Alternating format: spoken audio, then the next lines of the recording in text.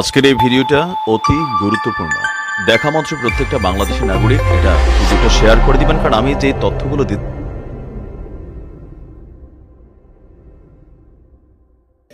নমস্কার, ক্যালকাটা ডায়ালগস থেকে মনোজ দাস। আজ 7 মে 2026, ভারতের ইতিহাসে এক অদ্ভুত সন্ধিক্ষণ। একদিকে দক্ষিণ ভারতে চেন্নাইয়ের রাজভবনে সরকার গঠনের নাটক, অন্যদিকে কেরালায় কংগ্রেসের জয় এবং পশ্চিমবঙ্গে বিজেপির অভূতপূর্ব উত্থান। তবে উত্থান হলেও তারপরে আবার এসে গেছে এক জটিলতা।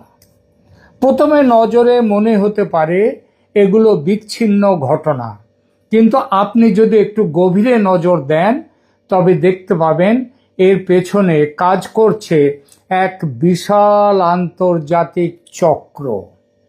ওয়াশিংটন থেকে ভ্যাটিকান ভারতের হিন্দুত্ববাদী সরকারকে কোণঠাসা করতে যে নীল নকশা তৈরি হয়েছিল তার একটি অংশ সফল হলেও অন্যটি মুখ থুবড়ে পড়েছে। আজ আমরা বিশ্লেষণ করব কিভাবে পশ্চিমবঙ্গের জয় দিল্লির মসনদকে এক বড় বিপদ থেকে বাঁচিয়ে দিল। শুরু করি তামিলনাড়ু দিয়ে। বিজয় বা থালাপতি বিজয়ের দল টিভিকে 108টি আসন পেয়ে একক বৃহত্তম দল হয়েছে। বিজয় 2টি আসনে লড়াই করে 2টিতেই জিতেছেন। একটা থেকে পদত্যাগ করতে হবে তাকে, ফলে তার দলের এফেক্টিভ স্ট্রেংথ 108 থেকে কমে 107 হয়েছে। ম্যাজিক ফিগার 118 থেকে 11টি কম। আজ শপথ নেয়ার কথা থাকলেও তা হয়নি বিজয়ের। কেন? কারণ এখানে যে সরকার তৈরির ছক কষা হয়েছে তার নিয়ন্ত্রক শুধু চেন্নাইয়ে বসে নেই। কংগ্রেসের 5 বিধায়ক বিজয়কে সমর্থন দিচ্ছে ঠিকই, কিন্তু স্ট্যালিনকে সরিয়ে বিজয়কে কেন বাছল কংগ্রেস? শুধুই কি ক্ষমতার ভাগ পাওয়া? শুধুই কি ক্ষমতার লোভে দীর্ঘ কয়েক দশকের ডিএমকে কংগ্রেস সম্পর্ককে এক ঝটকায় কেটে দিয়েছে কংগ্রেস? না বন্ধু, তা নয়। বিষয়টা এত সহজ জলবৎ তরলং নয়। এর পেছনে ধর্ম এবং আন্তর্জাতিক লবির এক বড় খেলা রয়েছে, যে খেলার খেলোয়াড় ওয়াশিংটন, ভ্যাটিকান এবং কুখ্যাত ডিপ স্টেট, জর্জ সোরস যার মাথায়। আপনি একটা বড়সড় ধুস বলে উড়িয়ে দিতে পারেন, বলতেই পারেন ধুস মশাই, রজ্জুতে সর্পভ্রম হয়েছে আপনার। কিন্তু আসলে ব্যাপারটা কিন্তু উল্টো। সর্পকে রজ্জু ভেবে নিশ্চিন্তে বসে থাকছেন আপনি। ডিএমকের কট্টর নাস্তিক্যবাদ বা সনাতন ধর্মবিরোধী অবস্থান দিল্লির বিরুদ্ধে লড়াইয়ে সবসময় সাহায্য করেনি। তাই ভ্যাটিকান এবং ওয়াশিংটনের ডিপ স্টেট লবি এবার একজন এমন মুখকে বেছে নিয়েছেন যার ধর্মীয় পরিচয়ে যিনি খ্রিস্টান, যার ব্যক্তিগত পরিচয় এবং যুব সমাজের ওপর প্রভাব সিনেমার দৌলতে বেশ বেশ বড়, সেইটাকে কাজে লাগিয়ে দক্ষিণ ভারতে একটি বাফার জোন তৈরি করার চেষ্টায় ডিপ স্টেট, ওয়াশিংটন, ভ্যাটিকান। দেখুন, এর আগে বিজয়ের থেকেও অনেক বড় সিনেমা শিল্পী কামাল হাসান তিনি এসছেন।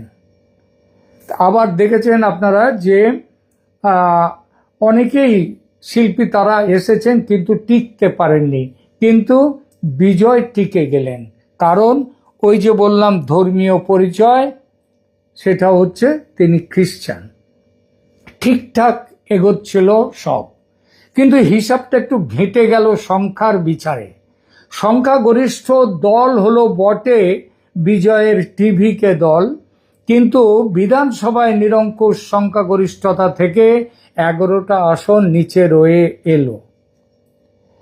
কংগ্রেসের 5টি আসন যোগ করার পরেও দরকার আরও 6টি, সেটি এখনো পর্যন্ত পাওয়া যায়নি। এদিকে বিধানসভার মেয়াদ শেষ হচ্ছে 10ই মে। স্ট্যালিন আমাদের মমতা সুন্দরীর মতো চেয়ার আঁকড়ে পড়ে থাকেননি, তিনি ফল ঘোষণার সঙ্গে সঙ্গেই পদত্যাগ করেছেন। বিজয় ভেবেছিলেন সংখ্যাগরিষ্ঠতা পেতে মাত্র তো কয়েকটা আসন, কংগ্রেস তো রয়েছেই 6টি আসন, তাহলে সেটা পেতে অসুবিধা হবে না। তাই আজ 7ই মে শপথ গ্রহণের অনুষ্ঠান রেখেছিলেন। শেষ খবরে জানা যাচ্ছে বাতিল করেছেন সে অনুষ্ঠান। ওদিকে এগিয়ে আসছে 10 মের ডেডলাইন। 10 মে কেন? কারণ তামিলনাড়ু বিধানসভার বর্তমান যে পর্ব, সেটা কিন্তু 10ই মে শেষ হয়ে যাচ্ছে। যত সময় শেষ চলে যাচ্ছে, রাষ্ট্রপতি শাসনের সম্ভাবনাও তত প্রবল হচ্ছে। তামিলনাড়ুর এই অনিশ্চয়তার উল্টো দিকে এবার আসুন কেরালায়। কেরালায় কিন্তু ওয়াশিংটন ও ভ্যাটিকানের পরিকল্পনা সফল হয়েছে। সেখানে কংগ্রেসের জয় নিছক রাজনৈতিক জয় নয়। কেরালার ডেমোগ্রাফি, সেখানকার গির্জাগুলোর প্রভাবশালী ভূমিকা সবসময় একটি বিশেষ আন্তর্জাতিক অক্ষের পক্ষে কাজ করে। বামপন্থীদের হটিয়ে কংগ্রেসকে ক্ষমতায় আনা ছিল ভ্যাটিকানের একটি বড় টার্গেট, যাতে করে দক্ষিণ ভারতে তাদের নিয়ন্ত্রণ এবং দিল্লির বিজেপি বিরোধিতা আরও নিশ্ছিদ্র হয়। কেরালায় কংগ্রেসের এই জয়কে আন্তর্জাতিক রাজনীতির পর্যবেক্ষকদের অনেকেই দেখছেন দিল্লির বর্তমান সরকারকে দক্ষিণ ভারত থেকে, দক্ষিণ দিক থেকে চাপে রাখার একটা প্রাথমিক ধাপ হিসেবে। এবার আসি আজকের আলোচনার সবচেয়ে গুরুত্বপূর্ণ অংশ, পশ্চিমবঙ্গে।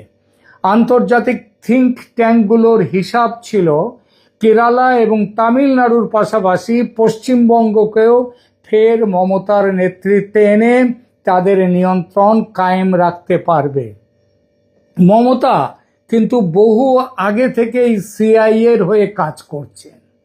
মমতা যে এই বঙ্গে মোহাম্মদ ইউনূসের অনুরূপ সংস্করণ হয়ে ভারত বিরোধী বা ভারতকে দুর্বল করার ষড়যন্ত্রে অনেক আগে থেকেই জড়িত, সেটা নতুন করে বলার অপেক্ষা রাখে কি?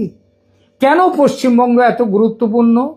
কারণ ওয়াশিংটনের পরিকল্পনায় পশ্চিমবঙ্গকে বাংলাদেশের মৌলবাদী শক্তিগুলোর জন্য একটি লঞ্চ প্যাড হিসেবে ব্যবহার করা ঠিক করা আছে। বাংলাদেশে বর্তমানে যে সরকার বা যে পরিস্থিতি তৈরি হয়েছে, তার সাথে পশ্চিমবঙ্গের সীমান্ত সমীকরণকে যুক্ত করে ভারতের মূল ভূখণ্ডে অস্থিরতা তৈরি করাই আসল উদ্দেশ্য। সেই উদ্দেশ্যের প্রথম পর্যায়ে শেখ হাসিনাকে গদিচ্যুত করা হয়েছে, ক্ষমতাচ্যুত করা হয়েছে। মমতা ব্যানার্জির মুসলিম তোষণ এবং সেই তোষণের মাধ্যমে ভারতের জাতীয়তাবাদী শক্তিকে দুর্বল করার পরিকল্পনা থেকেই মমতার উত্থান। এটা একটু ভেবে দেখলেই বুঝতে পারবেন। ভারতের সীমান্ত জুড়ে বাংলাদেশের যে বিস্তৃত অঞ্চল বাংলাদেশের অংশে, সেখানে গত ফেব্রুয়ারির নির্বাচনে জামাতের যে বিশাল সাফল্য, তার মূলেও মমতার বড়সড় অবদানের খোঁজ পেয়েছে ভারতের গোয়েন্দা সংস্থাগুলো। মমতা তৃণমূল কংগ্রেস সেই নির্বাচনে জামায়াতকে শুধু অর্থের যোগান দেয়নি, সেটা ছাড়া আরো বিভিন্নভাবে সহায়তা করেছে। এই সমস্ত ব্যাপারটা ভারতীয় গোয়েন্দারা তাদের বড়সড় তদন্তের আওতায় ইতিমধ্যে নিয়ে এসেছেন এবং আগামী দিনে বিজেপির সরকার গঠনের পর সেই প্রক্রিয়া আরো ভয়ঙ্করভাবে, আরো বিরাটভাবে এগিয়ে যাবে। তার জন্যে মমতা এখন পাগলের মতো একটি দাঙ্গা বাঁধাবার চেষ্টা করছেন। গতকাল শুভেন্দু অধিকারীর যিনি আত্মসহায়ক পার্সোনাল অ্যাসিস্ট্যান্ট, তারকে যে খুন করালো, হত্যা করা হলো গুলি চালিয়ে, সেই হত্যাকারী যারা, তারা কিন্তু বাংলাদেশে যাওয়ার জন্য তৈরি, কিন্তু আটকে দিয়েছে ভারতের গোয়েন্দারা। এই ব্যাপারে পাকাপাকি তথ্যের বিস্ফোরণ যখন হবে, সেটা সত্যি বিস্ফোরণ হবে, আর সেটা কেবল সময়ের অপেক্ষা। যদি আগামীতে তৃণমূল কংগ্রেসকে নিষিদ্ধ ঘোষণা করা হয় ওই কেরলের ওই পিএফআই এর মতো কিংবা মাওবাদীদের মতো, তাহলে অবাক হবেন না কেউ। আগেই বলেছি, মমতা বন্দ্যোপাধ্যায়কে এই পরিকল্পনার কেন্দ্রে রাখা হয়েছিল। লক্ষ্য ছিল একটি নির্দিষ্ট ভোটের, বা আরো পরিষ্কার করে বললে মুসলিম ভোট ব্যাংকের সমীকরণকে কাজে লাগিয়ে পশ্চিমবঙ্গকে এমন এক জায়গায় নিয়ে যাওয়া, যেখান থেকে ভারতের কেন্দ্রীয় সরকারকে সবসময় বিব্রত ও চাপে রাখা যাবে, সেই উদ্দেশ্যে। সীমান্ত পারের সন্ত্রাস এবং অনুপ্রবেশকে রাজনৈতিক অস্ত্র হিসেবে ব্যবহার করার সেই ছক ছিল চূড়ান্ত। ডিপ স্টেটের থিসিস ছিল, কমিউনিস্ট ছত্রছায়ায় লালিত বাঙালি হিন্দু কখনো ধর্ম নিয়ে ঐক্যবদ্ধ হবে না। হিন্দু কখনো ধর্মীয় মেরুকরণের পথে যেতে পারে না, কারণ তাদের একটা কমিউনিস্ট ঐতিহ্য আছে, ধর্মনিরপেক্ষতা, সেকুলারিজম, মানে মুসলিম তোষণের একটা ঐতিহ্য আছে। ফলে এরা কখনোই ধর্মীয় মেরুকরণের পথে যাবে না মুসলমানদের মতো।